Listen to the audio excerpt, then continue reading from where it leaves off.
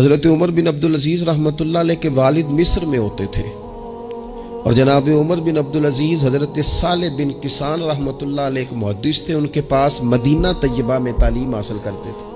تو آپ نے اپنے استاد صاحب کے پیچھے عصر کی نماز پڑھی، تو ایک رکعت آپ کی لیٹ تھی، اٹھ کے آپ نے نماز پوری کی۔ تو حضرت صالح بن کیسان محدث تھے، عالم تھے، حدیث پاک کو جاننے والے۔ وہ حضرت عمر بن عبدالعزیز سے کہہ رہے ہیں بچپن ہے اور والد مصر میں۔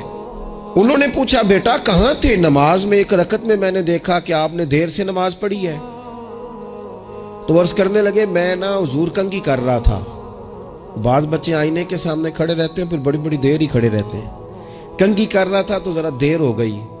حضرت صالح بن کیسان رحمۃ اللہ علیہ نے ان کے والد کو مصر میں خط لکھا، فرمانے لگے جوانی بھی ہے، موقع بھی ہے، فرصت بھی ہے، اور ابھی بھی آپ کا بیٹا جماعت سے نماز نہیں پڑھتا۔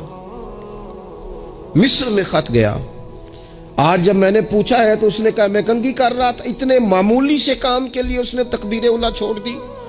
اب وہاں مصر میں بیٹھے والد نے یہ نہیں کہا کہ مولوی صاحب آہستہ آہستہ ٹھیک ہو جائے گا، آپ کو کیا ہو گیا ہے، کوئی بات ہے کرنے والی؟ انہوں نے وہاں سے گھوڑے پہ بندہ دوڑایا، بندہ مدینہ طیبہ آیا۔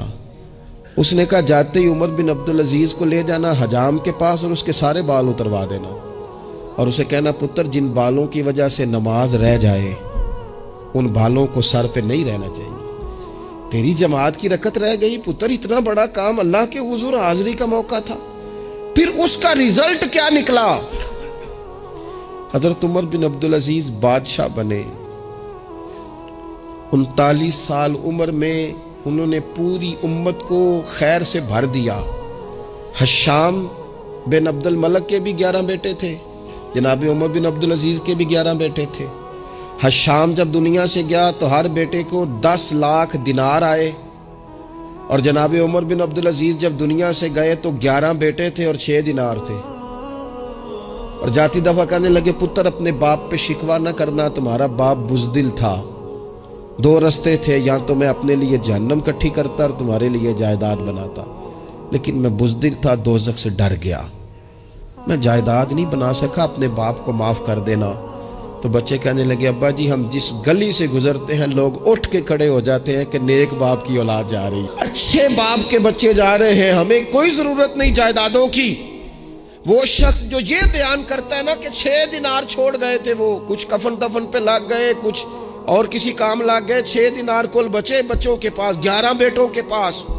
لیکن وہ شخص کہتا ہے وہ جو 10 لاکھ دینار حشام بن عبد الملک کے بچوں کو آئے تھے، وہ مسجدوں کے سامنے بھیک مانگا کرتے تھے، کیونکہ جب بچوں کو بنا اس طرح کا دیا گیا کہ کھانے میں پینے میں موج میں اڑا دیا مال، اور یہ جو 6 دینار 11 بیٹوں کو دے کے گیا، رب نے اتنی برکت دی کہ ایک ایک بیٹا ایک ایک وقت میں 100 گھوڑے مال کے بھرے ہوئے رب کے رستے میں خیرات فرمایا کرتے۔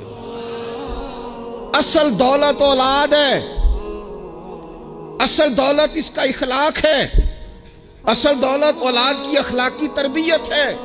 ایسا نہ ہو کہ مال کمانے کے چکر میں اصل دولت سے ہاتھ دھو بیٹھے، ایسا نہ ہو کہ بینک پیسوں سے بھر جائے اور ہماری اولاد ہاتھوں سے نکل جائے، ایسا نہ ہو کہ ہم نے یاروں کو ٹائم دے دے کے تو بڑی دور نکل گئے ہم، لیکن ہمارے بچے کے ذہن میں چند سوالات تھے، ہم انہیں مطمئن نہیں کر سکے، ہم نے نوکروں کے ذمہ ڈال دیا، فلانے کے ذمہ ڈال دیا، چچا کے ذمہ ڈال دیا، وقت نہیں دیا، ٹائم نہیں دیا۔